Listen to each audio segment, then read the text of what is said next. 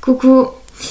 Alors voilà, j'ai décidé de faire cette vidéo anonymement pour pouvoir raconter un peu l'histoire de mes enfants et de leur placement abusif à l'heure actuelle.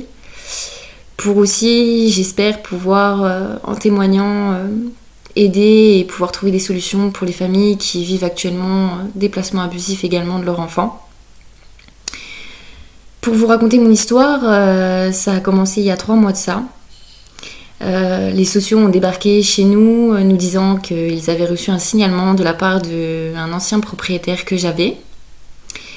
Et cet ancien propriétaire, qui avait d'ailleurs beaucoup de désaccords et de tensions avec moi par rapport au logement qu'il me louait, je vais pas pouvoir en expliquer la raison parce que ce serait beaucoup trop long à expliquer.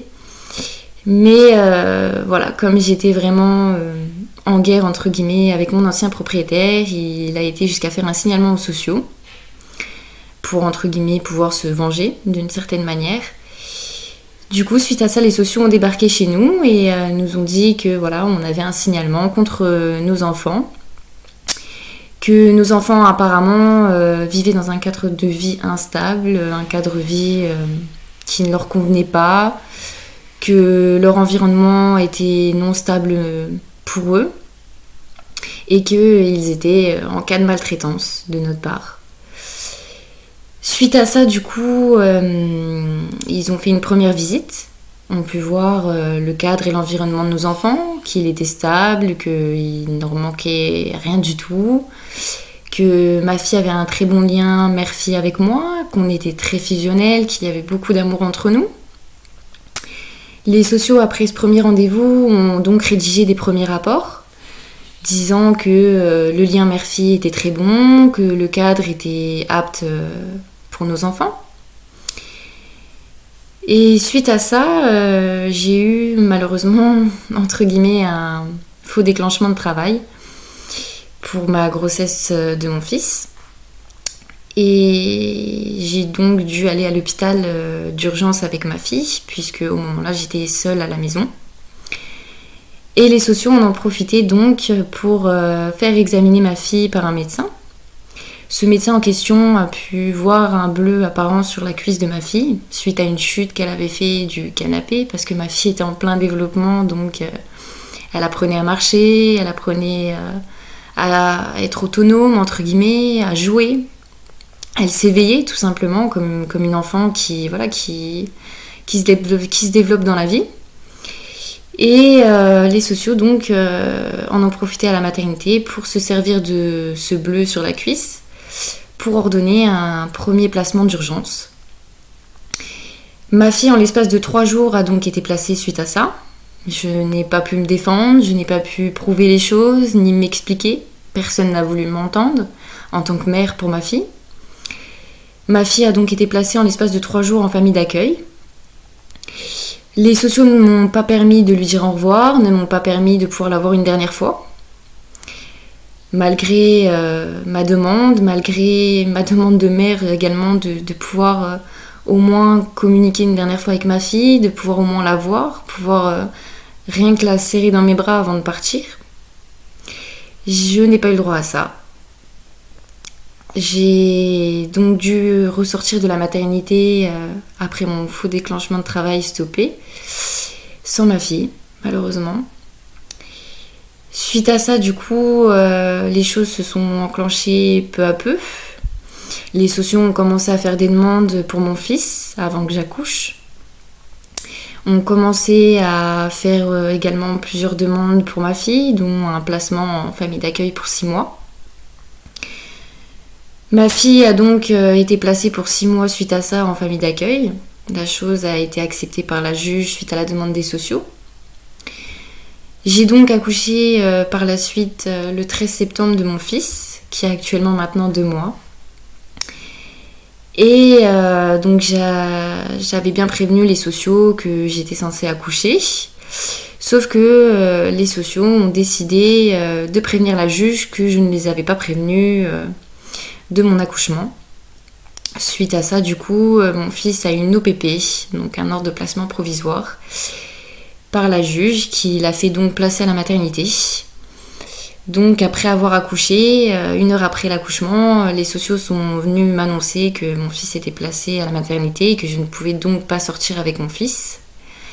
Donc je vous laisse un peu imaginer pour une mère ce que ça peut faire d'apprendre 1 heure après son accouchement, son fils encore dans les bras qui vient de naître, que son fils est placé. J'ai donc, suite à ça, rien pu faire du tout pour mon fils. Il était complètement bloqué à la maternité par l'ordre de placement de la juge. J'ai dû donc, au bout de 4 jours, sortir de la maternité. Je n'ai pas eu le choix non plus. C'est l'ASE et l'assistante sociale de la maternité qui ont décidé de me faire sortir de force, malgré mon désir de pouvoir rester avec mon fils à la maternité le temps d'avoir une audience. Ils m'ont forcé donc à sortir, ont carrément signé ma sortie auprès des sages-femmes. J'ai donc dû sortir sans mon fils. Et donc une fois chez moi, les sociaux m'ont contactée pour pouvoir faire plusieurs démarches pour mon fils avant son audience. J'ai donc fait exactement tout ce que les sociaux me demandaient, contacter tout le nécessaire possible, un avocat, préparer mon dossier pour me défendre, pour prouver que le placement de ma fille était injustifié, qu'il n'avait aucune preuve, vu qu'il n'y avait eu aucune enquête suite à leur signalement, que ma fille n'était pas maltraitée, je n'ai vraiment rien pu faire pour elle, pour me défendre. Et pour mon fils, ça a été exactement pareil. Je n'ai pas eu le droit de parole en tant que parent, je n'ai pas eu le droit de faire valoir mes droits de parent. On ne m'a laissé aucune parole, aucune justification. Suite à ça, j'ai donc eu l'audience de mon fils.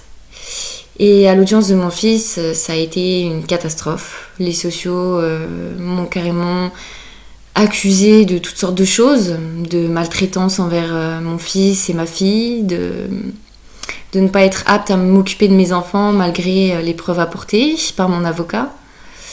Ils m'ont accusée de ne pas les avoir sollicités avant, d'avoir refusé leur aide alors que je leur ai ouvert ma porte en grand.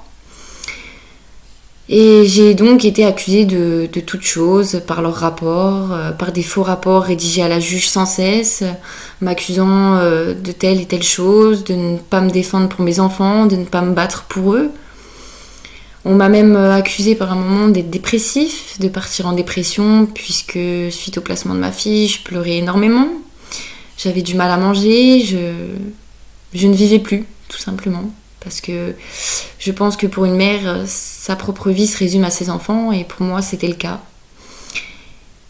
Donc, suite à tout ça, l'audience a tranché que mon fils devait rester pour l'instant bloqué à la maternité, sans possibilité de pouvoir sortir, et qu'on devait attendre donc la prochaine audience dans 6 mois, pour pouvoir décider si mon fils devait être placé en pouponnière ou s'il était apte à sortir en AMO intensif, donc un encadrement à domicile et surveillé. Et donc depuis tout ça, pour ma fille comme pour mon fils, avec le papa, on est complètement bloqué. L'avocat a beau faire des démarches, tout est refusé et contredit par l'ASE, donc la juge suit. L'ASE, quand on a des contacts avec elle par téléphone, nous dit des propos complètement vraiment dégueulasses, pour dire le terme. Des phrases du genre comme quoi si on ne voulait pas être dans cette situation, on n'avait qu'à tout simplement pas faire d'enfants. Comme quoi on était trop jeune, qu'on n'était pas apte à s'occuper d'eux, à les protéger. L'ASE sans cesse écrit des faux rapports, essaye de contrer toutes les demandes de l'avocat pour pouvoir sortir notre fils. Et elle fait tout pour mettre en place le placement de notre fils qui actuellement n'a que 2 mois. C'est encore un tout petit bébé qui vient naître il y a peu de temps et qui malheureusement n'a pas la chance de pouvoir être auprès de ses parents. Notre fils souffre énormément de toute cette situation. Il est actuellement en pleine crise. Il demande souvent de l'affection, les bras, cherche à être entouré. Il est beaucoup perturbé. Et malheureusement, l'ASE continue également de nous mettre des bâtons dans les roues. Elle a bloqué les visites pour le papa. Elle a restreint les visites pour la maman. Donc je ne peux aller voir mon fils que 2 heures par jour, et encore. Pour ma fille, j'ai beau demander des droits de visite, les droits que j'ai en tant que mère, on ne m'accorde rien du tout. Je n'ai vraiment aucune possibilité de contact avec ma fille. Et donc voilà. Donc à l'heure actuelle, la situation est complètement catastrophique parce que les sociaux profitent de leur plein pouvoir, profitent de pouvoir écrire des faux rapports, profitent de la loi, profitent de la justice. Et les parents sont impuissants. Pour nous, c'est un réel combat contre les sociaux à l'heure actuelle parce que, en tant que parents, on voit bien que ce soit à l'audience, que ce soit face à une ASE, que ce soit face à n'importe quel service des sociaux, les parents n'ont pas le droit à la parole. On n'a pas le droit de faire valoir nos droits, on n'a pas le droit d'avoir une justice, tout simplement une justice. Parce que les sociaux ont vraiment le plein pouvoir sur tout, ils sont tout permis. Ils n'ont vraiment aucune restriction. Et les parents, malheureusement, ne peuvent rien dire, ne peuvent rien faire. Donc, si j'ai un bon conseil à pouvoir donner à toutes les familles qui sont victimes, comme nous, de placements abusifs, qui en souffrent, c'est de contacter un avocat, de vraiment vous battre, de vraiment monter un dossier le plus solide possible, de pouvoir vous défendre et faire valoir vos droits en tant que parents, parce que vous avez des droits.